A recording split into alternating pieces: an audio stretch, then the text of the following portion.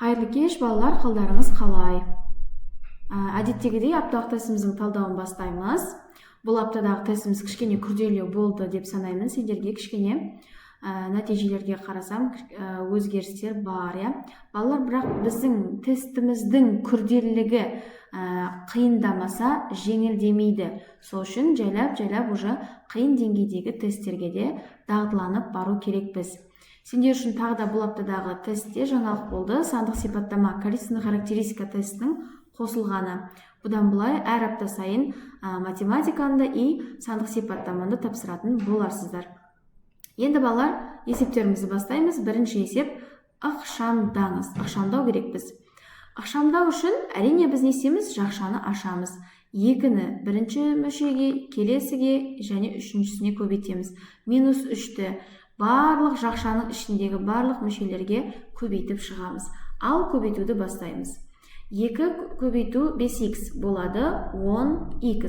2 көбейту минус 4 болады минус 8y. 2 көбейту плюс 1 болады 2. Келесі, минус 3 көбейту минус 3х болады минус 9х. Минус 3 көбейту минус 3y плюс 9y. Келесі, минус 3 көбейту минус плюс 1 болады минус 3. Ал енді ағайындарды жинақтап ықшамдаймыз. 10х минус 9х болады 1х. Минус 8y плюс 9y болады плюс y. Я, балар, қалады. 2 минус 3 болады. Бізде ол минус 1-ге тең. Біздегі x плюс y минус 1, ол нұсқа бізде с вариант. Дұрыс жауап бізде с. Әр есепті тоқтатып, 2 рет жазып алды, ұмытпаймыз. Я, балалар? Келесі есебіміз мәтіндік есеп. Жақсы бір оқып шығамыз толықтай, ал сосын орындауды бастаймыз. Бірінші санның екінші санға қатынасы 6-5 қатынасындай, ал үшінші санның бірінші санға қатынасы 8-9 қатынасындай. Егер екінші және үшінші сандардың қосындысы бірінші санның 2 есесінен 10-ға кем болса, онда 3 санның қосындысын табыңыз. Балалар, оқыған кезде кішкене күрделі, көп тапсырмасы бар сияқты көрінеді, бірақ біз не істейміз? Частично бөлігімен оқып орындаймыз, я, балалар? Қараңыз. Демек, бізде белгілі не екені? 3 сан бар екені. Бірінші сан, екінші сан, бірінші сан, екінші сан және үшінші сан. Қараңыз, бірінші сөзбен бірінші сөз және бірінші сан бір-біріне байланысты, я, балалар? Бірінші сөз, бірінші сандыкі. Енді бірінші санның екінші сан қатынасы. Демек, мұнау бізде 6х, екіншісіміз болса 5х. Келесі. Ал үшінші санның қатынасы бірінші санға 8-9. Үшінші санға 8х жазам, мән береміз. Ал бірінші санға 9х жазам. Енді қараңыздар, бізде бұл қазір күрделі қатынас болып тұр. Енді оны не істейміз біз? Жай қатынасқа ауыстырып аламыз. 6 мен 9 екеуіне бірдей не істеймін? Ортақ бөлім берем. Демек, бірінші сан ортақ бөлім берсем, екеуіне болады 18х болады. 18 болу үшін 9-ға мен бердім 2-ден, 6-ға мен бердім 3-ден. Енді 6 мен 5 біз бірімен байланыста связаны болған үшін 5-ке де 3-ден берем. Ал 9 мен 8 байланыста болған үшін 9-ды көбейткен 2-ме, 2-ні де осыған да берем. Пайда болды бізде екінші санымыз 15х. Я, балалар, 3-ке 5-ті көбейтем. Үшінші санымыз бізде 16х. Ал енді мені күшті болды. Біз енді осының барлығының қосындысын негіз табу керекпіз. Бірақ оған дейін бізде тағы да біраз шарттар бар. Қандай шарттар? Оқимыз. Егер екінші және үшінші сандардың қосындысы, демек, екінші мен үшінші санды қос деп тұр. 15х қосылған 16х қосындысы. Бірінші санның 2 есесінен. Бірінші санды не деп тұр? 2 еселі деп тұр. Бірінші санымыз 18х. Оны 2 еселесем не болады? 36х болады. Бірінші санның 2 есесінен 10-ға кем. екеуін азайтқанда тең неге дейді? 10-ға дейді. Қараңыздар, сонда пайда болды бізде 36 x азайту 31 x тең 10. Міне, екі еселенгені бірінші санның, екінші мен үшіншінің қосындысы айырмасы 10-ға тең. Бұл жерден 5x тең 10 болады, ал x-іміз тең 2-ге. Енді оны апарып орнына қоямыз. Ал қояйық. Бірінші санымыз болады 2-ге көбейтетін болсам, x-тің орнына 2 емес пе, балалар? Болады. Бірінші санымыз 36, екінші санымыз 30, үшінші санымыз 32. Барлығын қосатын болсам, мынау бізде 66, 98. Дұрыс жауабымыз А. Енді балалар, келесі есепті шығарамыз. Келесі мәтіндік есеп. Балалар, түсініксіз жері болса, ертең сабақта келіп сұрауды ұмытпаймыз, я? Қоңырауда болсын, сабақ кезінде болсын, жалпы. Мен сабақ бермейтін оқушылар да қоңырауда келіп, түсінбеген жерді сұрауға болады. Кеттік, үшінші есеп. Әйгерім өзіне ваза сатып алып, ақшасының жартысын жұмсады. Содан кейін ол альбомды 160 теңгеге сатып алды. Нәтижесінде ол өз ақшасының 4/3 бөлігін жұмсағаны белгілі болды. Әйгерімде бастапқыда қанша ақша болған? Ал кеттік. Қараңыздар, Әйгерімнің қанша ақшасы бар екенін мен білмеймін, я? Бірақ ол бүкіл ақшасының несін жұмсапты? Жартысын. Бүкіл ақшасы ол x, білесіздер, балалар, барлық ақшасы x білмейміз. Оның жартысын жұмсапты. Жартысы деген 2-ге бөлгендегісі мәні. Содан кейін ол альбомды сатып алған. Қанша теңгеге? 160 теңгеге. Енді x бөлу 2 дедім, жарты ақшасы, плюс 160 дедім. Неге бұл екеуін қосып тұрмын? Өйткені мынау ваза сатып алған ақша, ал мынау альбом сатып алған ақша. Демек, не істеп тұрмыз? Екеуі де жаратқан ақша, сол үшін қосып тұрмын. Нәтижесінде ол өз ақшасының 4/3 бөлігін жұмсаған. Демек, осы жұмсаған ақшасының бөлігі қандай болған? 4/3 бөлік. Неге 4/3 x деп жаздым? Өйткені бұл бөлік. Бүкіл ақшадан 4/3 жұмсағаны белгілі. Енді Әйгерімде бастапқыда қанша ақша болған? Демек, мына белгісіз x-ті бізден сұрап тұр. Балалар, не істейміз? Ортақ бөлім беруге болады. Асты 1, я? Бұған қаншадан берем? 4-тен берем. Өйткені ортақ бөлім бізде 4. Ал мынаған 2-ден, ал мынаған 1-ден берем. Жақсы. Бөлімдері ортақ болды. Бөлімін тастап кетеміз, тек үстіне есептейміз. 2-ге x-ті көбейтем. 2x қосылған. 4-ге 160-ті көбейтем. Болады 640. Және қай жерге келдік? Келесі бізде тең, ол бізде не? 3x. Ал 640 бізде қалды. Мынау 2x-іміз азайту болып өтеді. 3x-тан азайтамын 2x-ті. Демек, x-іміз тең 640-қа. Дұрыс жауап 640. Келесі, төртінші есеп. Қараңыздар, тағда мәтіндік есеп. Олжас, Ермек, Арайлым 3 адам бар. Олжас, Ермек, Арайлым бірге 96 есеп шығарды. Демек, үшеуін бірге қосқанда тең 96 есеп. Олжас, Ермектен 1,5 есе көп есеп шығарды. Олжас, Ермектен. Пока Ермекті x есептеп алам, ал Олжасты 1,5 x деп алам. Неге? Өйткені Олжас 1,5 есе көп есеп шығарды. Енді келесі, ал Арайлым Олжастан 16 есепке артық шығарды. Арайлым Олжастан. Олжас бізде кім еді? 1,5 x есеп шығарған еді. 16 есепке артық. Демек, Арайлым қандай?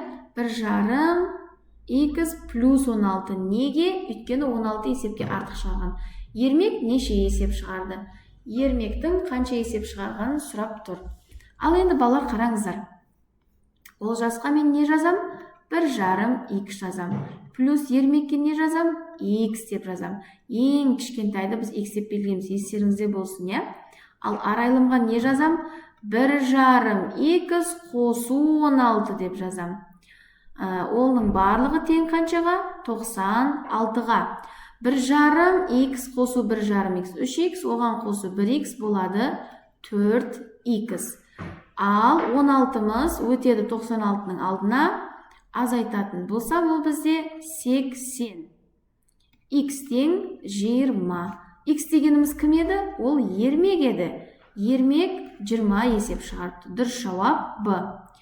Келесі бізде теңдеу. Қандай теңдеу? Модуль теңдеу. Модуль қатысқан. Модульдің үш түрін еске түсіріп кетейік. Бірінші түрі модуль x тең аға, ол жағдайда 2 есеп шығарамыз. 2 теңдеу. Теңдеуіміздің 2 түбірі болады. X тең а, x тең минус а деп 2 теңдеуді шығарамыз. Екінші түрі x тең болсын 0-ге, модуль x-іміз. Ол кезде бір жауап болады, я? Бір ғана түбір аламыз. Ал үшінші жағдай модуль x тең минус 1-ге. Бұл жерде шешім болмайды. Біздікі қай жағдай? Қазір көз жеткіземіз. Бізге кедергі жасап тұрған балалар, бізде модуль мен және жауаптың өзі ғана қалу керек. Теңнен кейінгі сан. Ал бізде қазір мынау 3 кедергі жасап тұр. Плюс 3-ті минус 3 қып өткізем. Демек қалады модуль 2 көбейту модуль x минус 1 тең 5 минус 3. Демек 2 модуль ішінде x минус 1 тең 2-ге. Мына жерде көбейту, мына 2 мен мына 2 қысқарады. Сонда модуль x минус 1 тең болады 1-ге. Міне, бірінші теңдеуге тура келді. Енді бұны 2-ге ажыратамыз. Мына жаққа қайта жазайын. Біздегі қалған модуль x минус 1 тең 1-ге, 2-ге ажыратам. X тең, қандай болады? 2 теңдеуге ажыратып шығарамыз. X минус 1 тең 1-ге, x минус 1 тең минус 1-ге. X-іміз тең болады, қосу болып өтеді 2-ге, мынауда қосу болып өтеді, x-іміз тең болады 0-ге. Енді шартты бір оқып жүрейік. Теңдеудің түбірлерінің көбейтіндісі. Түбірі бізде 2 және 0. Олардың көбейтіндісі 0. Дұрыс жауабымыз бізде 0. Есепті тоқтатып, 2 рет керек болса 3 рет жазып алуды ұмытпаймыз балалар. Жалғастырамыз. Бізде келесі есеп 6-шы мәтіндік есеп. Қазір мынау керек емес жерлерінен өшіріп алайын. Так, ал жалғастырамыз. Технодом дүкенінде Xbox 360 ойын приставкасының бағасы 90 000 теңге болды. Ол бастапқы баға, білеміз, я? Бірнеше айдан кейін баға 40%-ға өсті. Демек, бірінші 40% есеміз өсіреміз. Содан соң 25% төмендеді. Және соңында тағы үшінші кезекте 15%-ға өсті тағыда. Xbox 360-тың соңғы бағасы қанша? Ал кеттік. Бірінші бізде 90 000 теңге не болған? Ол 100%. Я, балалар? 40%-ға өсірген. 40%-ға өсіруді 140%-ымыз қанша деп те тапсақ болады. Болмаса 90 000 теңгенің 40%-ын тауып, шыққан санды мына 90 000-ға қосуға да болады. Енді 40% қалай табатын еді? 10-ға бөліп, 4-ге көбейтіп. 10-ға бөлсем 9 000, 4-ге көбейтсем 36 000. Я, балалар, оны мына несемін 90 000-ға қосамын. Өйткені неседі ол? 40%-ға өсті. Я, балалар? Бізде болады ол қанша? 126 000. Демек, мына жердегі 40%-ға өскендегі баға 126 000. Енді келесі өзгерісті есептейміз. Келесі бізде екінші айдан естеген 25% төмендеген. Қараңыз, енді екінші амалды орындап жатырмын. 126.000 теңгеміз 25% ол қандай бізде? 126.000 теңгеміз бізде ол 100%, ал 25%-ға төмендегеннен кейін маған не керек? 75% керек. Ал екеуін қысқартам 25-ке 3, мынау 4, 126.000 мен 4-ті қысқарта аламыз. Балалар, 126.000 мен не істейміз? 4-ті бөлеміз. Ол бізде береді 31.500. 31.500. Мен оны не істеймін? Тағы да 3-ке көбейтем. Болады ол қанша? X-тің орнында бізде пайда болады 94.500 теңге. Енді келесі бізде үшінші. Бұнда кішкене басқа түспен жазайын, түсінікті болу үшін. Үшіншіміз. Енді осы 94.500 теңгеміз, енді ол 100%. Соңында не болған еді? Тағы да 15%-ға жоғарылаған. 15% жоғарылаған деген сөз 115% болды деген сөз. Неге? Өйткені мына 100%-ға мен мына 15% естейм, қосам. Болады 115%. Немесе жаңа 40% сияқты 15%-ын тауып, және оны қосуға да болады. Ал 115%-ын тауып көрейік. Енді мына 2-0 мен мына 2-0 қысқарады бізде. Енді қалғаны тек қана қандай?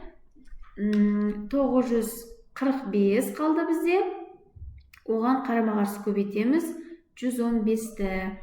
Пайда болады 108.675. Соңғы баға бізде 108.675 теңге. Есеп түсінікті болды деп ойлаймын. Жақсылап жазып алуды ұмытпаймыз, балалар. Бұл бізде 6-шы есеп. 6-шы есебіміздің жауабы С. Ары қарай жалғастырамыз. 7-ші есеп. Бұл бізде Гаусс әдісі. Гаусс әдісінің 3 қадамын еске түсірейік. Балалар, бірінші қадам, бірінші сан қосу соңғы сан. Демек, жазамыз. Бірінші қадам бойынша 400 қосылған 120. Ол тең болады қаншаға? 520-ға. Екінші қадам, соңғы сан азайту бірінші сан. Ол бөлеміз аралыққа. Аралық бізде 10 болып тұр, және 1-ді қосамыз. 420-дан азайту керекпін. Қаншаны? 400-ден азайту керекпін. 120-ны 280, оны 10-ға бөлетін болсам 28, оған 1-ді қоссам 29.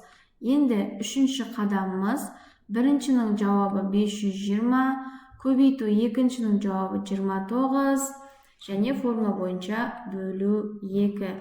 520 мен 2-ні қысқартайын, балалар. Бізге береді ол 260-ты. 260-ты көбейте саламын қаншаға? 29-ға. Болады бізде 7540. Дұрыс жауап бізде А. Енді Гаусс әдісі бойынша қателік кетті деп ойламаймын, өйткені жеңіл есептеріміздің бірі. Балалар. Келесі 8-ші есеп. Сатылы бөлшекке байланысты. Ал енді балалар, біз білеміз, егерде бізде теңдеу берілсе, белгісіз x-ті тап деп тұрған болса, мына варианттарды алып, x-тің орнына қоюға да болады, немесе толықтай шығаруға да болады. Ал біз шығаруды бастаймыз. Ең әуелгі жұмысымыз минус 4/5-ті мына жаққа плюс 4/5 деп өткізу. Ол кезде бізде пайда болады 30 бөлу қандай да бір сан тең қаншаға? 5-ке. Ол санымыз мынаның барлығы қаншаға тең? 6-ға. Өйткені 30 бөлу 6 ол 5 болады. Мына жеріміз толықтай қаншаға? 6-ға тең. Әрі қарай 6 болу үшін 1-ге қаншаны қосам? 1-ге қосамын 5-ті. 5 болу үшін 10-ды қаншаға бөлемін? 2-ге. 2 болу үшін 3-тен қаншаны азайтам? 1-ді. 1 болу үшін 7-ні қаншаға бөлем? 7-ге. 7 болу үшін 4-ке қаншаны қосамын? 3-ті. Ал 3 болу үшін 9-ды қаншаға бөлемін? Әрине ол қанша? 3. X тең бізде 3. Ал тексереміз. Мынаны өшірейін. Тексеру үшін бізге кедергі жасамасын. Қараңыздар балалар. Мына жеріміз бізде не болды? 5 болып тұр әзірге теңнен кейін. Енді x-тің орнына 3-ті қойсам, 9-ды 3-ке бөлем 3, 4-ке 3-ті қосамын 7, 7-ні 7-ге бөлем 1, 3-тен 1-ді азайтам 2, 10-ды 2-ке бөлем 5, 1-ге 5-ті қосам 6, 30-ды 6-ға бөлемін 5. Демек, дұрыс жауап бізде С. X-тің мәні 3-ке тең. Келесі 9-шы есеп. Ал кеттік. Мұғалім оқушыларды тексергеннен кейін сыныпта оқушылардың 5-тен 1 бөлігі жоқ екенін айтты. Демек, бүкіл оқушының қандай бөлігі жоқ? 5-тен 1 бөлігі жоқ. Бүкіл оқушы X. X-тан 5-тен 1 жоқ екені белгілі.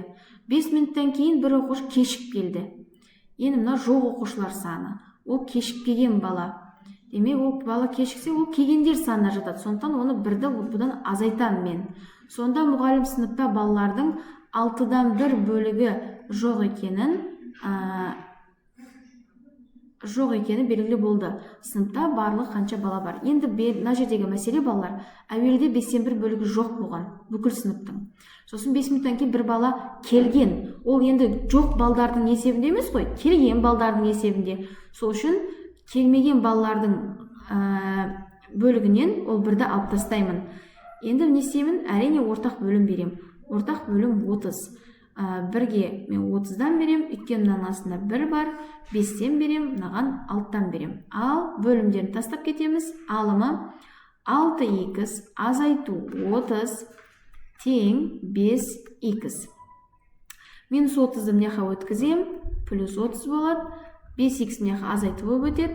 6x азайту 5x, ол 1x-ға тең, x тең 30-ға.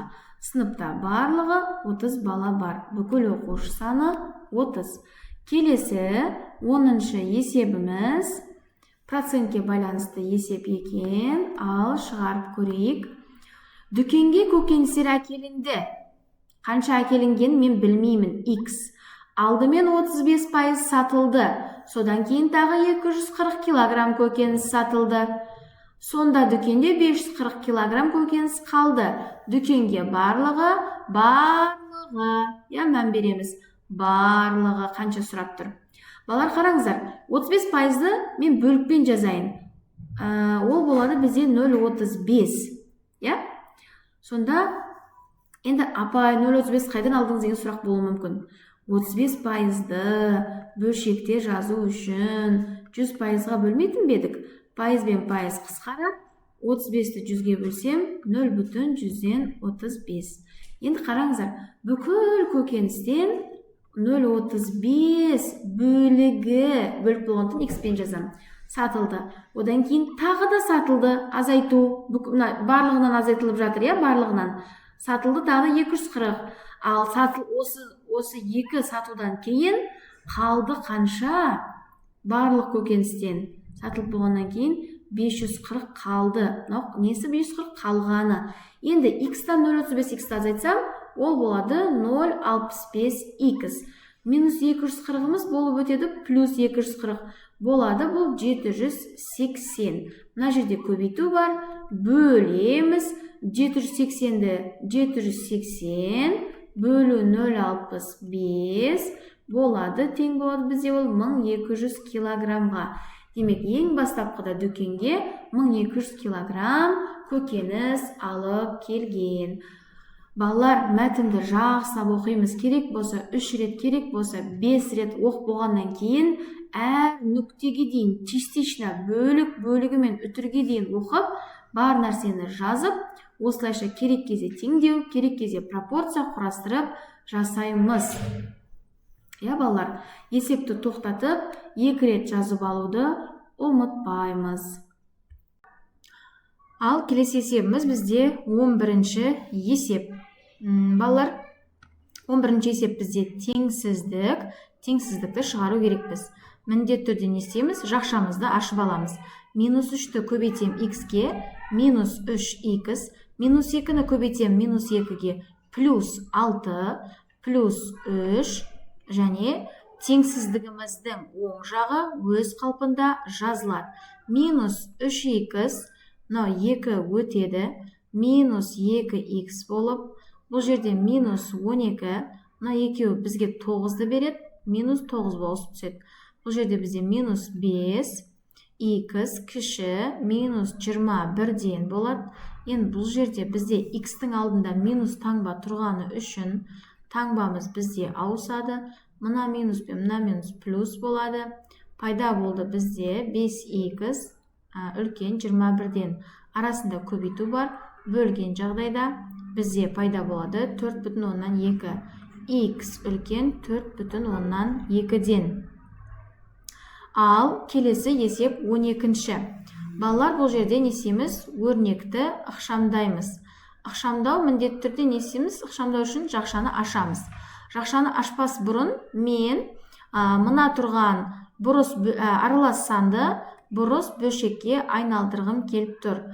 Айналдыратын болсам 9/2 көбейту жақшаның бірінші мүшесі 2/3x плюс тағы да 9/2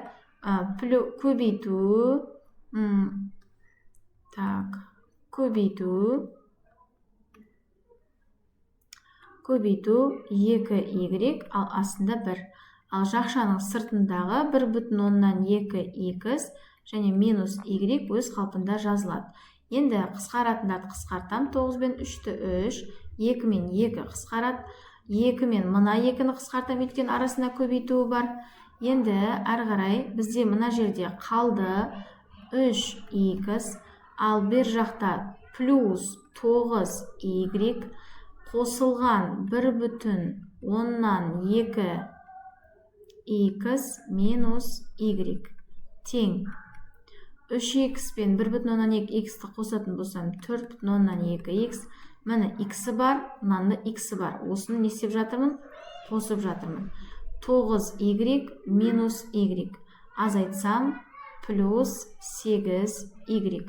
4,2x қосу 8y. Дұрыс жауап А нұсқасы. Келесі есеп. Тік төртбұрыштың периметрі 56 см.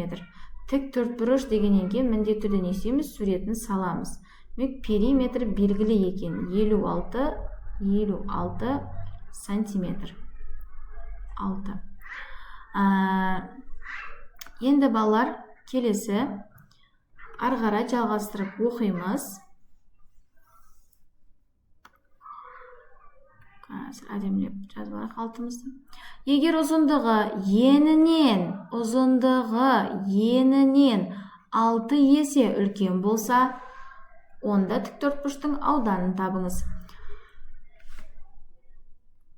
Ұзындығы енінен, демек ені қысқа x, ал мына жағы 6x. Өйткені не деп айтты? 6 есе деп айтты. Көбейту. Балалар? Ал жазамыз. Тіктөртбұрыштың периметрі барлық қабырғасын бір-біріне қосу керекпіз. Немесе бұны қысқаша не деп аламыз? Периметріміз тіктөртбұрыштікі 2 қабырғасын қос және 2-ке көбейт. Бұл жерде периметріміз бізде 56-ға тең. А-ның орнында x, B-ның орнында 6x. Көбейту 2. Екеуін қысқартатын болсам, 28 тең 2x-ті бір-біріне қоссам 7x.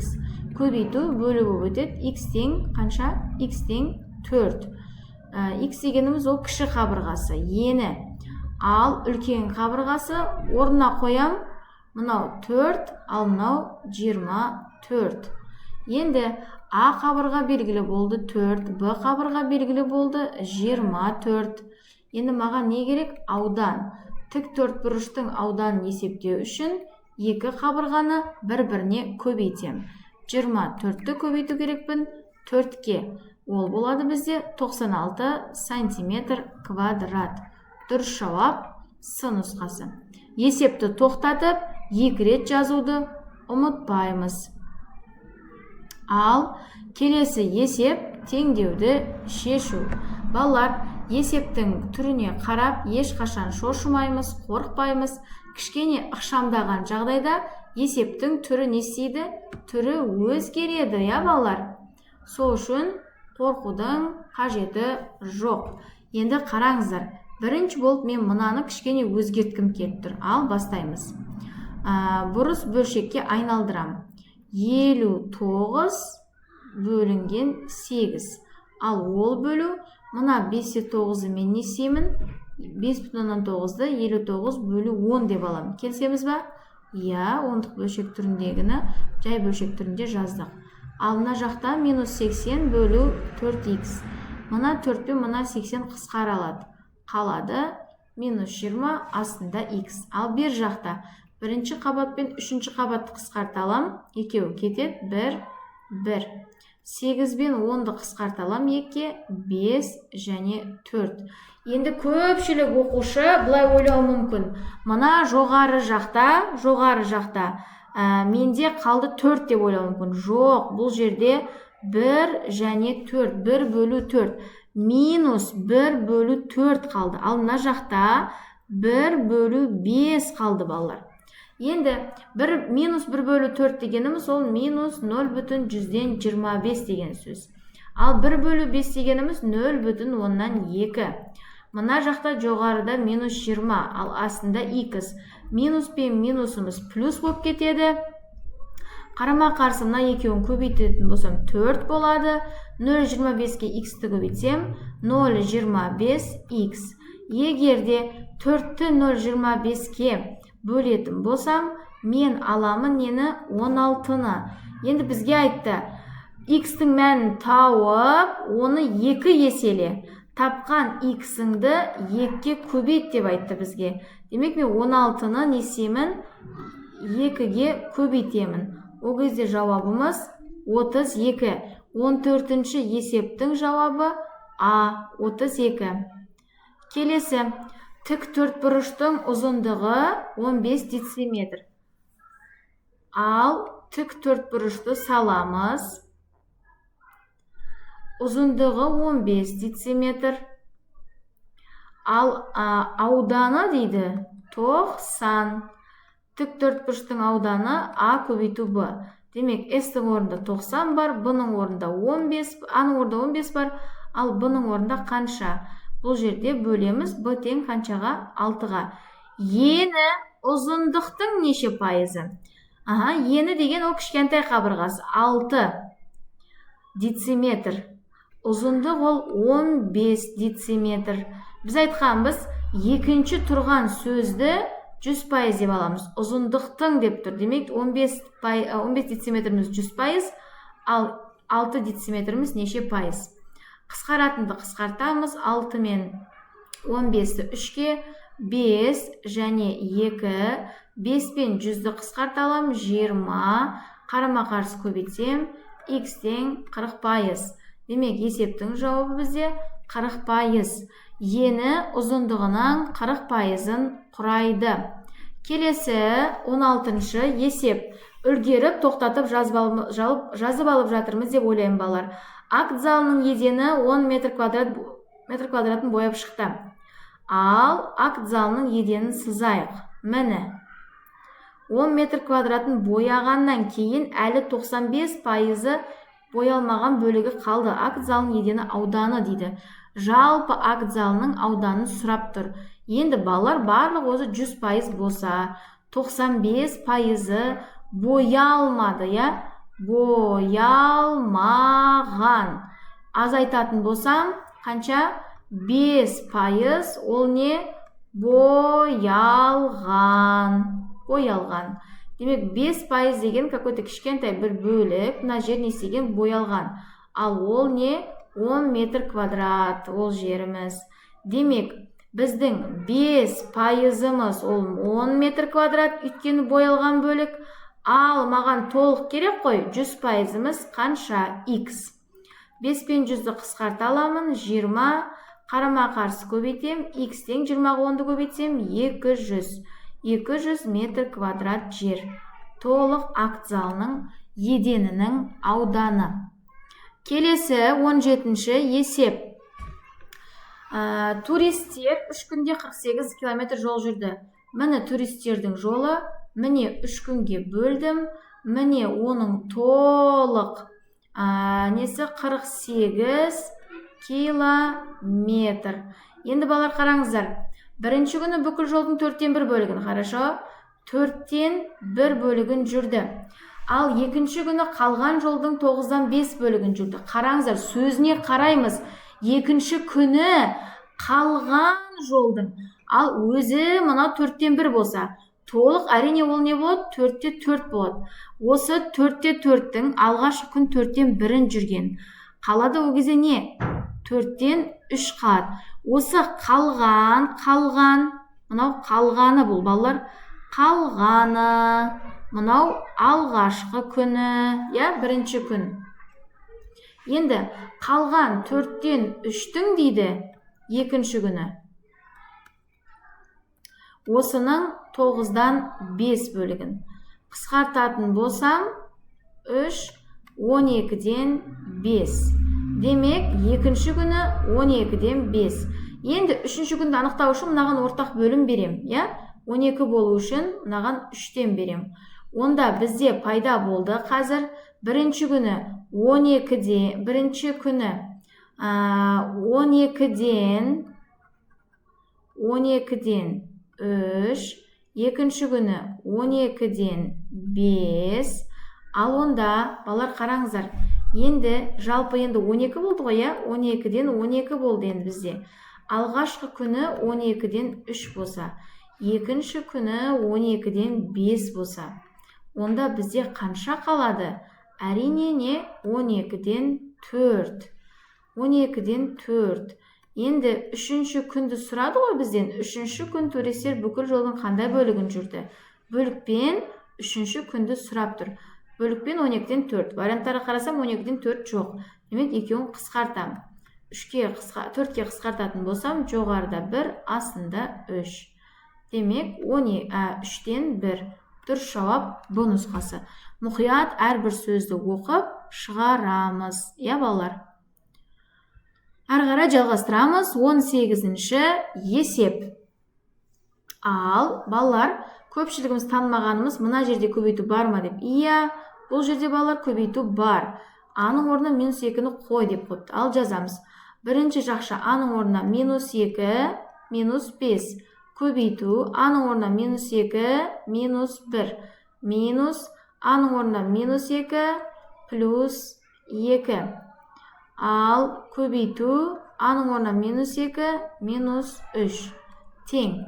Мұна жерден шығады -7. Көбейту, мұна жерден шығады болады -3. Балалар. Қазір.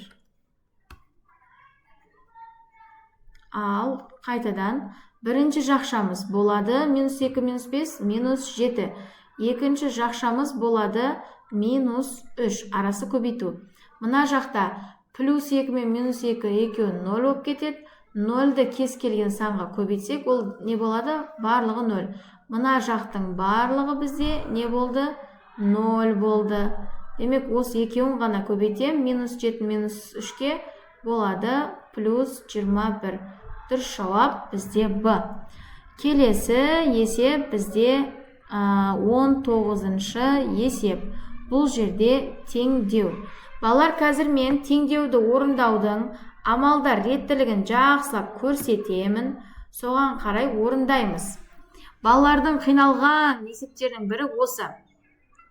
Мына минусымыз плюс болып өтеді. Бұл біздің алғашқы жұмысымыз, алғашқы амалымыз. Демек, 6-тан 1 қосу 2-ден 1. Ортақ бөлім 6, 3-ден берем. Астында 6, ал үстінде 4. Екінші амал. Мына тұрған санды бөлеміз шыққан санға. Демек 7-ден 5 бөлу мына жауабымыз. 6-дан 4. Бөлу қалай орындалатын еді? Бірінші бөлшек өзі бойынша, екінші бөлшек орын ауысып түседі. Қысқаратындар бар ма? 6 мен 4-ті 2-ге қысқартам, болады 2, болады 3. Жоғарыда 15, астында 14. Енді бізде қалды. Келесі, үшінші. Асты қалды, бізде 6 бөлу 7 2, қосылған 3 бөлінген 7, тең, мына жауабымыз 15 бөлу 14. Ортақ бөлім 14. 2-ден берем, 2-ден берем, және 1-ден берем. Болды, енді бөлімдерін тастап кетеміз. Болады 2-ден берсем 12 2, қосылған 6 тең 15. 12 2 тең 15-тен 6-ны несемін азайтамын. Ол бізде болады 9. Демек, x тең 9 бөлу 12. Балалар, бұл жерде қысқартуыма болады 3-ке, жоғарыда 3, астында 4. Немесе бұны жазуға болады 0,75. 4-тен 3 дегеніміз балалар 0,175. Келесі есебіміз 20-шы есеп. Мұқият жақсылап оқимыз. Жақсылап оқу керек балалар, ерінбейміз. Барлығын оқимыз. Көкеніс қоймасына әрқайсында 140 жәшік бар, 8 жүк көлігі қызанақ әкелді. Қараңыздар. Демек, осындай жүк көліктердің нешеуі бар? Осындай жүк көліктердің 8-і бар. Әрқайсында қанша жәшіктен бар? 140 жәшіктен бар. Мынау көлік, жүк көлік. Жақсы. Егер әр көлікке 160 жәшіктен салынса, қандай жүк көліктерінің саны болуы мүмкін? Енді әуелі несейміз? Өзіміздің бар әкелінген 8 көлікке 140 жәшікке орналастырып шығамыз. Ол кезде бізде болады 1120 жәшік пайда болады. Енді осыны дейді, осыны 140-тан емес, осы 1120 жәшікті енді 140-тан емес, 160-тан орналастырсаң, қанша көлік пайда болады дейді. Балалар? Демек, 1120 қанша жәшіктен 140-тан емес, 160-тан орналастырсын дейді. Ол кезде не болады? 7 көлік. Түсінікті болды деп ойлаймын, балалар? 8 автокөлікке 140 жәшіктен орналастырған. Барлығы 1100 жәшік болады, жәшік. Енді дәл осы 1100 жәшікті дейді, 140 жәшіктен салма әр машинаға. Неден сал дейді? 160 жәшіктен сал дейді. Сол кезде уже 8 машина қажет емес бізге. Қанша машина керек? Жүк көлік? 7 жүк көлік керек. Дұрыс жауап А. Балалар, есептер пайдалы, түсінікті болды деп ойлаймын. Есептерді 2 реттен жазуды ұмытпаймыз, жалқауланбаймыз, сұрақтар дайындап келеміз. Бұйыртса, алдағы апталарда осы талдауларды көріп, жақсы нәтижелерге қол жеткізесіңдер деп ойлаймын. Жақсы балалар, көріскенше ертең сабақта жолығамыз. Біз сіздерді жақсы